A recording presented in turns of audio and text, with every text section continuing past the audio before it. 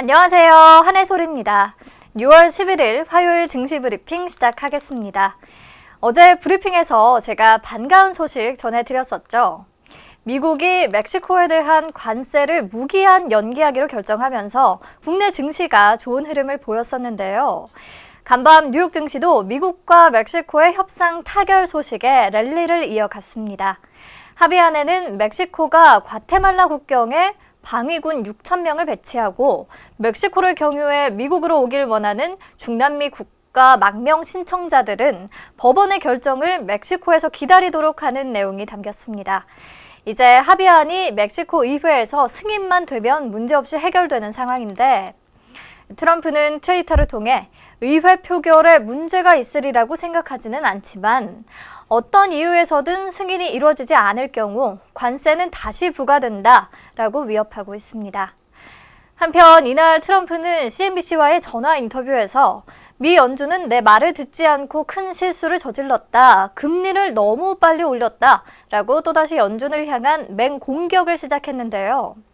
금리 인하에 대한 기대감이 점점 커지고 있는 현 시점에서 과연 트럼프의 연준을 향한 비난이 이 금리 인하 시기를 앞당기는데 긍정적인 역할을 할지는 좀 의문이 듭니다. 자, 그리고 미중 무역 협상은 기대 반, 우려 반 속에 있습니다.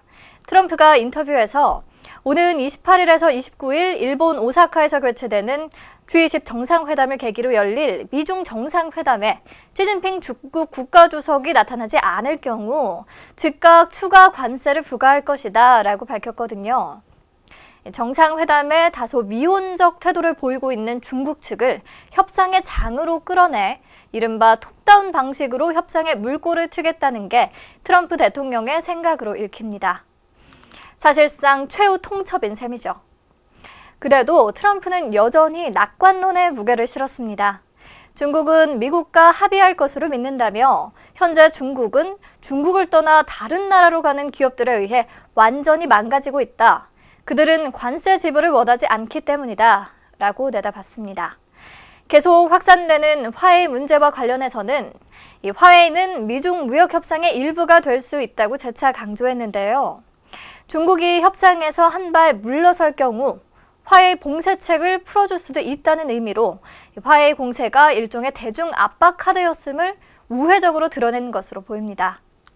빨리 이번 달 말 이 G20 정상회담에서 트럼프와 시진핑이 만나 어떤 쪽으로든 결론을 좀 내줬으면 좋겠다는 생각이 드네요. 어쨌든 멕시코와의 협상 타결과 금리 인하에 대한 기대감은 이미 시장에 어느 정도 반영된 상황인데 오늘 국내 증시 움직임은 어떨까요? 뚜렷한 방향성을 보이고 있지는 않지만 현재 양지수 모두 강보합권에서 움직이고 있고요. 코스피 시장에서는 기관만이 매수세를, 코스닥 시장에서는 외국인과 기관의 동반 매수세가 이어지고 있습니다. 오늘 대부분의 주요 섹터들이 모두 오름세를 보이고 있는데 특별히 어떤 업종이 두각을 드러낸다기보다는 종목별 움직임이 두드러지게 나타나고 있거든요.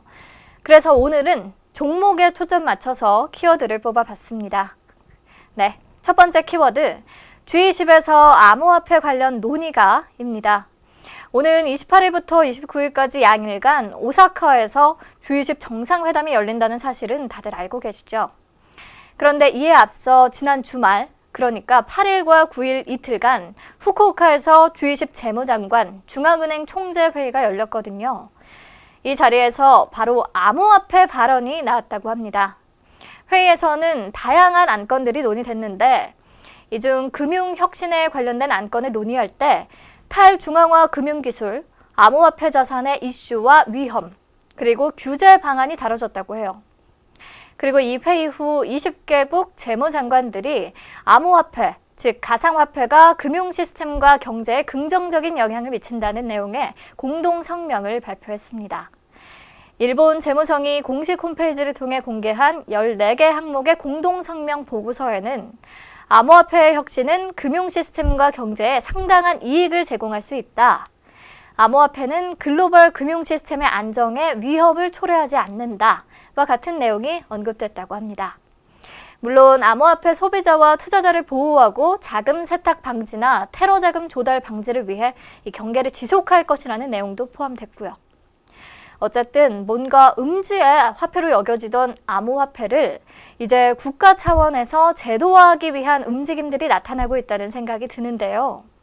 이 암호화폐 하면 뒤따라 붙는 것이 블록체인 기술이잖아요. 블록체인 기술을 기반으로 암호화폐 거래가 가능하니까요. 삼성전자를 비롯해 많은 기업들이 암호화폐뿐 아니라 실생활에 사용할 수 있는 블록체인 서비스 개발에 열을 올리고 있죠. 이런 부분들 때문인지 오늘 SGA 솔루션즈가 강세를 보이고 있는데, SGA 솔루션즈는 삼성 SDS를 통해 은행연합회가 추진하고 있는 은행 공동 블록체인 인증 시스템 구축 사업에 참여한 바 있고요. 올해는 블록체인 정부과제에 잇따른 수주로 그 경쟁력을 입증하고 있습니다. 외교부와 환경부의 블록체인 공공선도 시범 사업을 수주한 데 이어서 산업통상자원부의 연구개발 사업에도 참여하게 됐습니다. 오늘 20% 넘게 상승폭을 키웠다가 현재 10% 정도 오름세 유지하고 있습니다.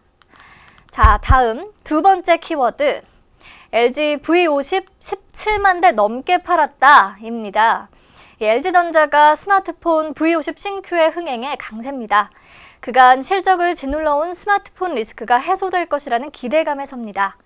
키움증권의 보고서에 따르면 LG전자는 늘 스마트폰이 실적의 발목을 잡았고 이 절대적 저평가의 원인도 스마트폰이었다고 합니다. 그런데 5G 상용화 이후에 이 V50이 이동통신사들의 보조금 지원에 힘입어 20여일 만에 17만 대 넘게 판매됐다고 하거든요. 특히 이 플래그십 제품의 판매 호조는 G3 이후 5년 만의 일이라고 평가하고 있습니다. 앞으로 5G 폰에 대한 수요가 증가하면 이 V50이 계속해서 성과를 거둘 것이고, 화웨이 제재 국면에서 반사이익이 기대되는 부분도 있는 데다가 또 양적으로는 TV의 수익성 하락 우려를 가전의 선전으로 상쇄할 것으로 예상하고 있어서 이 2분기 영업이익은 시장 기대치를 충족시킬 것이라는 전망입니다. 오늘 LG전자 상승폭 계속 키워나가는 모습이고요. 현재 6% 가까운 상승세 나타내고 있습니다. 네, 마지막 키워드, 리체나 모레모, 인지도 향상입니다. 이 키워드를 이렇게 뽑긴 했는데 사실 리체나 모레모 저는 처음 듣거든요. 아마 저와 같은 생각하시는 분들 많으실 것 같아요. 세와 PNC라는 회사의 대표 브랜드인데요. 리체나는 연모제, 그러니까 머리를 염색할 때 쓰는 제품 브랜드고요. 모레모는 헤어케어와 스킨케어, 토탈 코스메틱 브랜드입니다. 특히 모레모는 20, 30대 젊은 층을 타깃으로 H&B 유통 채널을 공략해 성공적으로 시장에 안착했는데요. H&B 스토어는 이 헬스 앤 뷰티 스토어로 우리가 너무나 잘 알고 있는 올리브영, 왓슨스, 랄라블라, 롭스가 모두 이에 속합니다. 그런데 국내 시장뿐 아니라 해외 시장에도 진출을 했다고 해요. 그동안 동남아 위주로 수출됐었는데 지난해 중국 전문 유통기업 코나 인터내셔널과 독점 공급 계약을 체결했다고 하거든요. 올해도 계약을 연장해서 추가 매출 증가가 기대되고 있고요.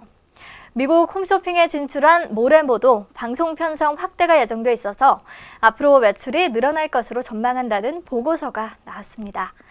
앞으로 올리브영 가셔서 혹시 리체나의 연모제와 모레모 케어 제품들이 잘 팔리나 또 인기가 있나 확인하시면 재밌을 것 같고요. 오늘 세와 PNC 견고한 상승 흐름 이어가고 있는데요. 몰랐던 종목 한 가지 알고 가자는 의미에서 말씀드렸습니다. 네, 오늘 증시 브리핑은 여기서 마무리할게요. 내일 다시 만나요.